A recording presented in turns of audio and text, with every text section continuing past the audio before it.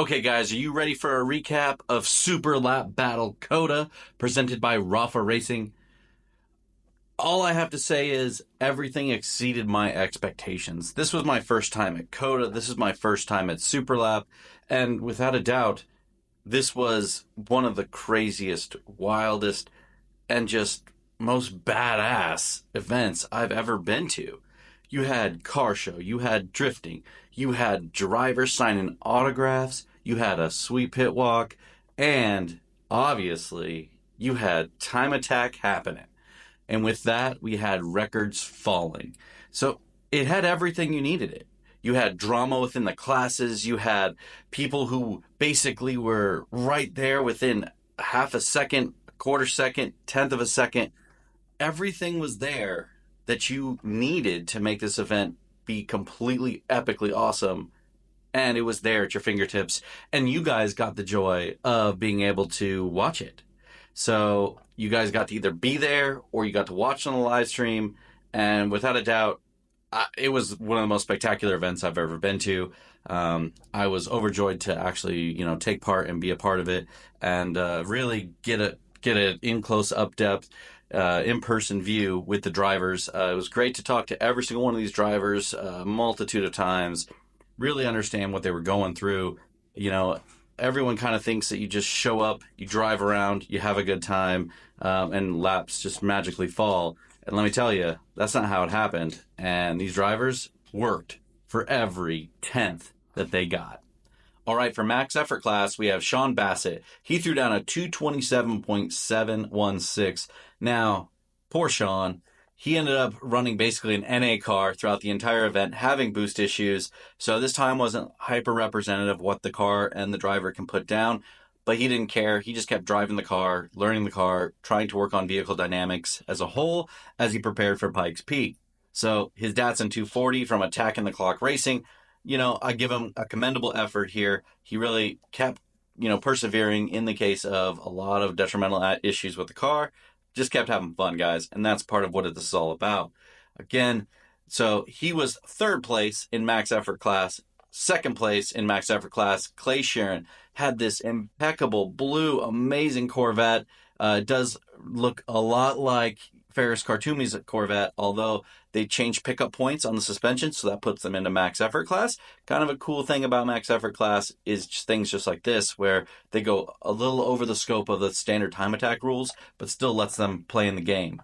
So he was second place in max effort class with a 210.659. Interesting commentary from him where he was saying the car could make 1,300 horsepower. They actually dialed it back down to about 1,000 just so he could work on vehicle dynamics, getting the car correct, getting it situated the way he needs it to be, and then start turning it up. Really cool there. He's from Desold Designs, this car, and the Camaro that Desold brought out. Wow, these cars were beautiful. With that said, Mike Desold, Jason Hart, driving this Chevy Camaro to first place with a 208.068. I know this isn't exactly what they were hoping for. I know they were shooting for a 205. They had done testing earlier, I think the week before, and they were looking really good. Ran into some problems with the car. Just didn't get it completed there. Again, they're preparing for Pikes Peak. So at the end of the day, it kind of works out for them. They were able to see some of the issues with the car. They're going to get that fixed, and I'm really hoping to see them come out next year and really lay down a real good heater for that car. Now we're going to go into GTX. GTX, just full-blown race cars, guys. So with that said, this class is absolutely insane. GTX starts at a 159.846. That's for third place. Third place. So Mark Austin and Scott Andrews in their Mercedes-Benz AMG GT3 from Mad Joker Racing. Wow. I was astonished. I did not see this time come from those guys. I was kind of expecting more like 202s, to be honest with you. And they just threw down this heater of a sub 2-minute lap at Coda, which is absolutely phenomenal. And wow, just astonishing, guys. Second place, again, 159.132 from Rob Bell in his McLaren 720 GTX from Rafa Racing Club. Now, an interesting commentary aspects with talking with Rob Bell. This was his first time at Coda, guys. First time. Never driven Coda before. So he's going out there and learning how to drive the track. Obviously, I'm assuming he did a lot of preparation coming in this event with simulator work and so on and so forth. But this is his first time actually touching and feeling the track and this car. So really cool that he was able to throw down a 159.132. I was really hoping he'd get to that 158 mark, but so close, 2/10 off. And I'm thinking that we might be able to see that next year. They'll get a little bit more development, a little bit more time in this car. And I think we'll be able to see that 158 next year. Now, the guy who came out of nowhere, Jensen Little, 158.868. This car, he was basically sitting at the 2-minute mark for a long period of time. 2 minutes 1. And he was just pecking away. Him and his team of 2, count it, 2 crew members. That's it. In this amazing Norma M30 from Team Prototempo. At the end of the day, these guys, small group of guys, just into the engineering, into the building. They took a Norma M30 and just jumped it up those few levels, right? Just changing turbos, doing all sorts of cool stuff. This isn't some big race operation. This is just a couple of guys building a cool car, trying to go as fast as they possibly can. Had a chat with him for a little bit, and I really think that we need to explore more into Jensen Little and his team Prototempo just to understand how this car got to where it got, why it's the way it is, and really share it with you guys, because I think that's something that you guys would find very interesting. So again, 1:58.868. Astonishing lap time from this guy. Really proud of him. Really proud of what him and his team were able to do. So now we're going to break it down by class, tell you the winners and losers, tell you who exceeded expectations, who did not meet expectations, and go over a little bit of the trials and tribulations of what actually happened at the event, give you guys that in-depth, in-scope aspect of what was actually going down, because I will say it's very easy to just not understand everything that was going on throughout the event. I mean, I was at the event, and there was just so much going on, it was hard to keep track of. All right, now we're going to get into enthusiast class, where I'm going to start it out with Joel Renteria. So poor Joel Renteria, he got to go through the practice day. He had an incident with the car, so it basically rendered that car inoperable for the rest of the event. So sadly, the El Paso native will not get any lap time designated to him for this event. Sad to say, I really hope that he can get it sorted out and get a car going so he can come back and start time attacking with us again. Now we end up with Stephen Wynn. Stephen Wynn also had some fun out there. He had a tire DB'd. His guys were working hard on his motor throughout the entire weekend. They were doing a little struggling with some, if I remember correctly, boost issues or something like that. So they were definitely working hard. They're from Team Auto Tuned Racing with their Honda Civic Type R, and he ran a 2:33.214. And man, we were watching one of his laps, and he was working this car, just going perfectly through the S's, through turn 1, getting it all set up. Everything was looking perfect, and then that tire debeated. So that was a pretty sad moment there, because I think he was on to a really good lap in that moment.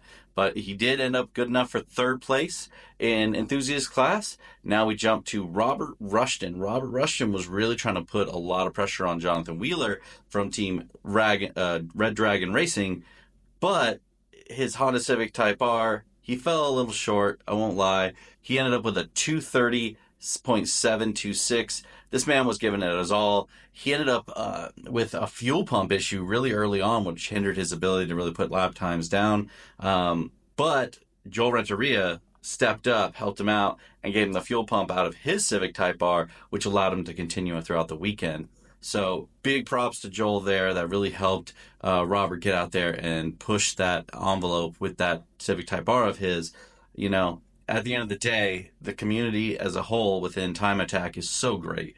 Guys are helping each other out left and right, really trying to make sure that they can, do everything possible to get their fastest lap time.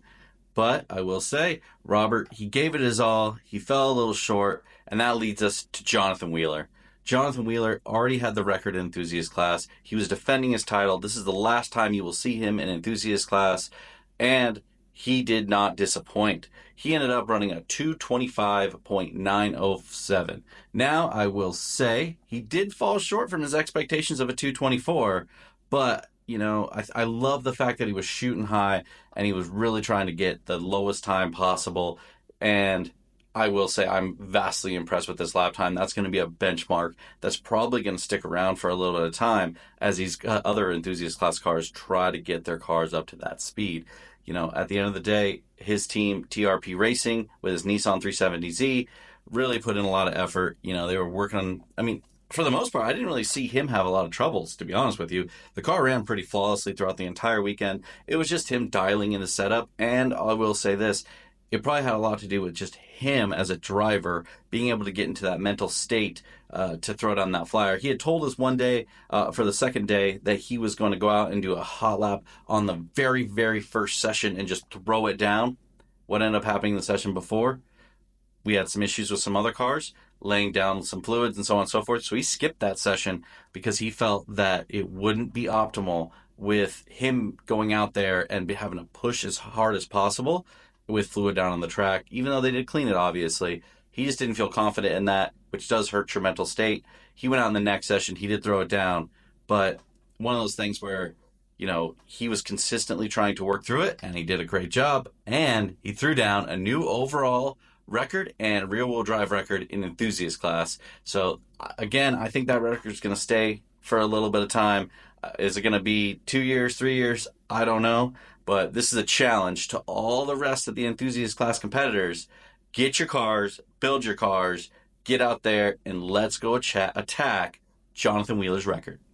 Now we have street class where Thomas Smith did a 219.981, which he was literally just over a tenth over his current COTA record of a 219.879. So he was really close to that all-wheel drive record. So big props to him. Bad thing that happened to Thomas here. He was going down the back straightaway, going through the gears, and the motor did let go. He did window the block. So he ended his weekend rather early. Otherwise, I think he would have absolutely broken the street class all-wheel drive record. And I think he'd have pushed these other two guys in second and first. I think he'd have been pushing them further and making them having to really work for that lap time and those places a bit more. So shame that Thomas didn't really get to lay down his fastest lap of the weekend. He was looking really good throughout the weekend.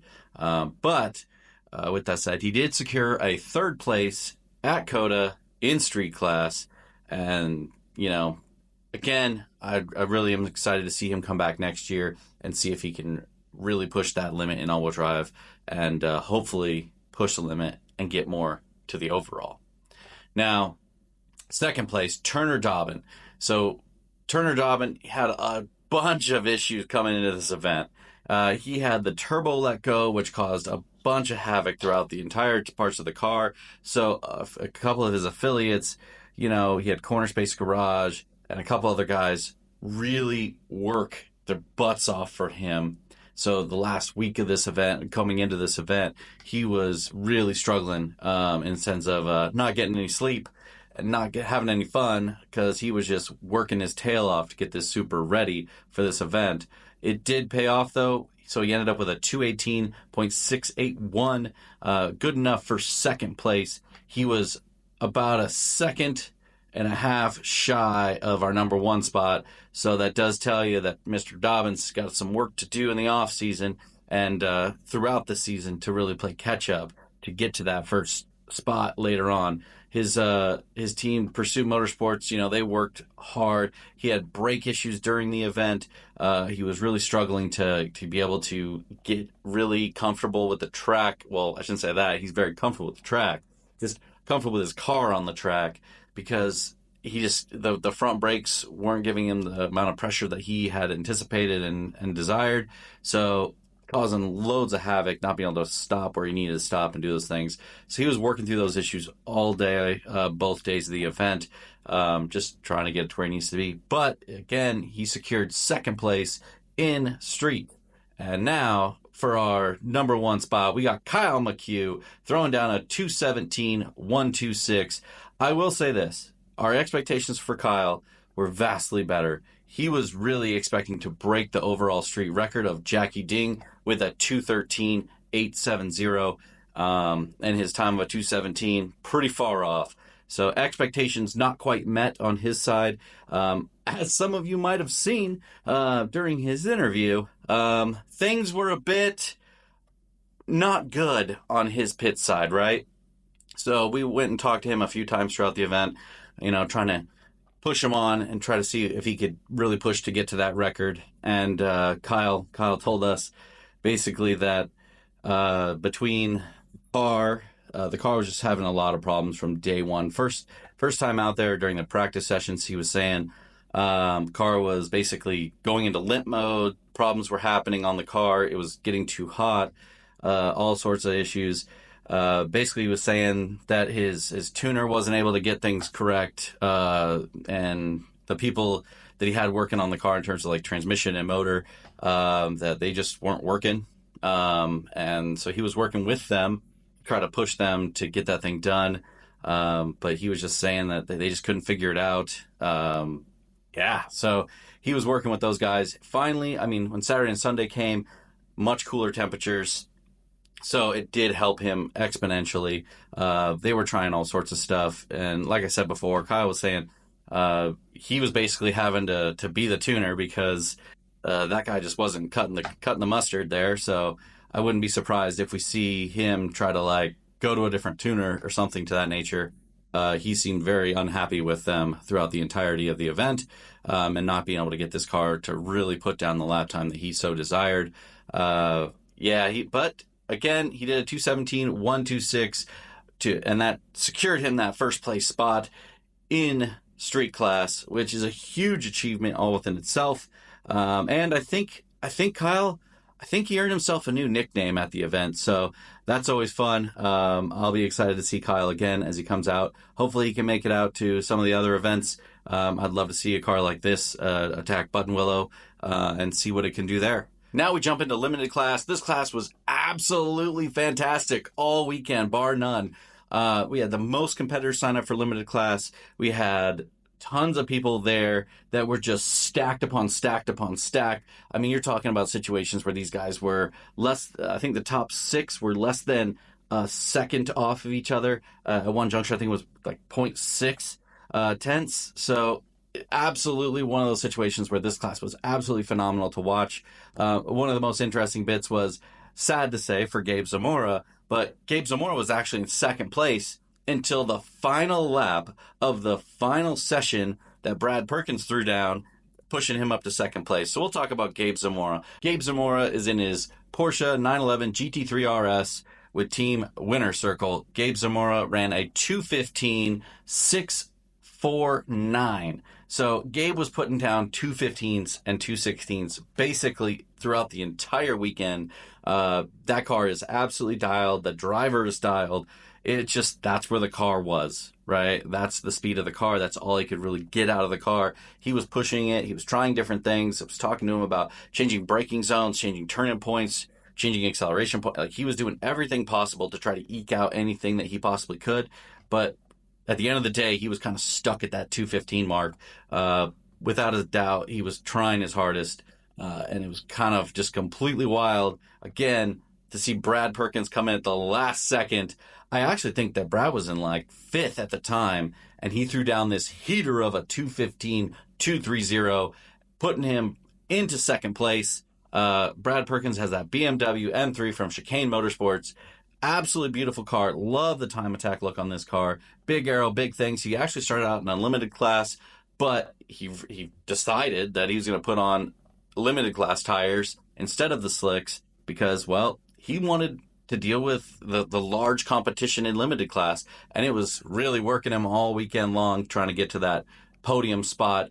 But he absolutely threw it down at that last session and really put it down with that 2:15.230. I was really excited to see him do it, although I don't think Gabe was all that excited to see him do it. But I know at the end of the day, Gabe was super happy for him that he was able to throw down that time.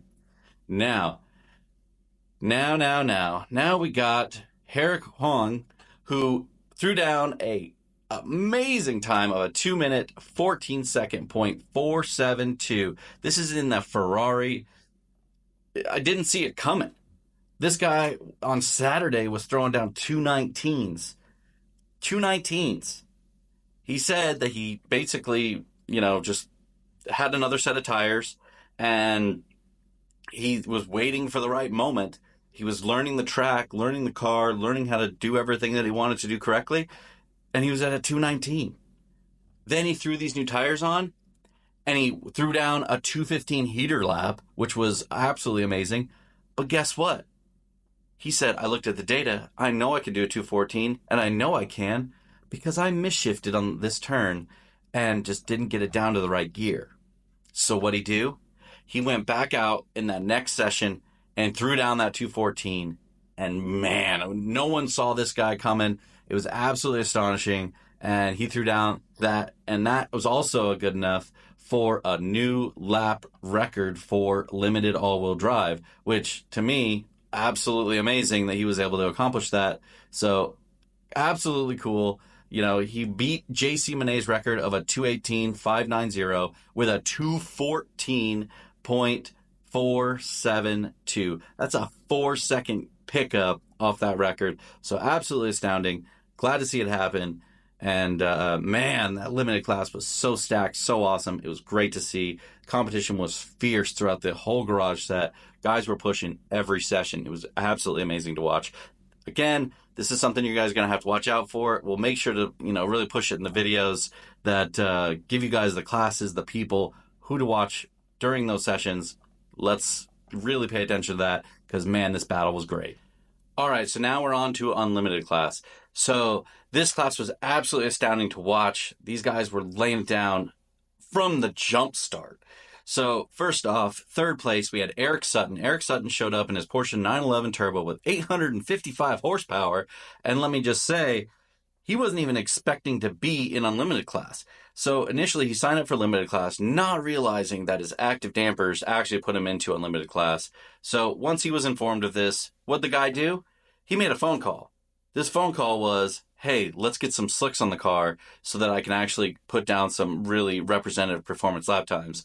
So he adapted, he overcame, and that put him into third place with a 213.943. Absolutely amazing to see Eric come in, adapt, and throw down an epic lap time for third place in Unlimited class. I was astounded. It looked great. Car looked awesome. He had a good time doing it. Now, Eric Fleming. So Eric Fleming, man, this guy, he was projecting sub 210s. 210s. He wasn't projecting sub 205s. This guy absolutely threw this thing down with a 203.853. With that said, he was super close to Ferris Khartoumy's record in rear-wheel drive with a 203.850. Again, just a little ways off the actual record for rear-wheel drive.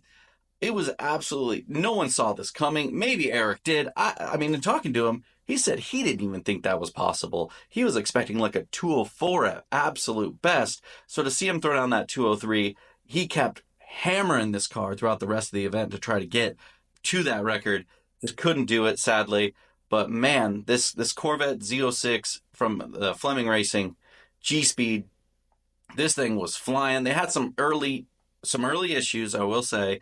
They did hurt their rear diff. They had to swap it out. They just ran back to the shop, got it done, got it going. Didn't say a peep, just did it. That's what teamwork's all about. These guys were working hard to get Eric out there, to be able to throw down that heater lap. Man, this guy was crushing it the entire weekend. Car sounded phenomenal. Car looked amazing. I can't wait to see this car at more events.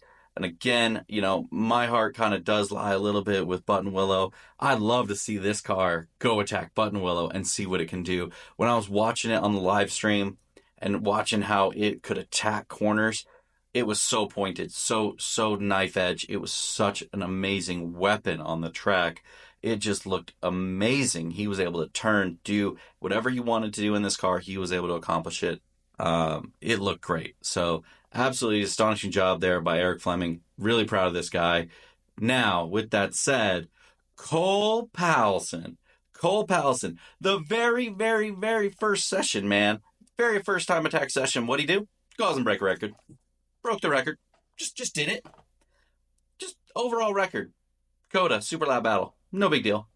Threw that thing down, and basically from that point just set a precedence of, I'm here, I'm going, this car's fast, I'm a fast driver, let's do this thing. So end of the event, he ran a 2:02.538, basically taking a second off of Ferris's record.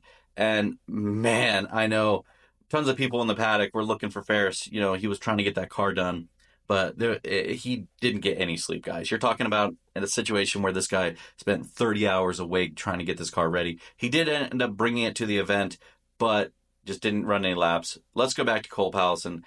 He threw down, though. The whole team from Life Motorsports in this Nissan GTR, man, these guys always put on a great show. They always put it together their hardest. I will say, by the second day, they had some issues, so they weren't able to like put down any more heaters. Apparently, it's the same issue that they had when they were in Australia with the transmission. So we really hope that those guys can get that thing all sorted and figured out, because I'd love to be able to see them kind of go throughout the weekend and start seeing that progression. Cole did say that he thought he could pull this record down another half to 1 second, which is just astonishing. I'd love to see him, be a little optimistic and get us to that sub 2-minute mark. I think that would be absolutely amazing for a production time attack car. You don't really understand how crazy Coda is. I drove it on Friday. Super amazing track to drive. So overall, I'm super impressed by all of our competitors in Super Lap Battle. All these time attack guys pushing limits, helping their neighbors out, helping everybody out. And man, they were just flying out there. So if you didn't catch it, go on, check out the live stream. It's on Global Time Attack's YouTube page. Absolutely something you should watch. The commentary was on point. Everybody was out there running fast laps the entire weekend. Something you should definitely check out. Go check it out, and I'll be back with some more videos at a later point, guys.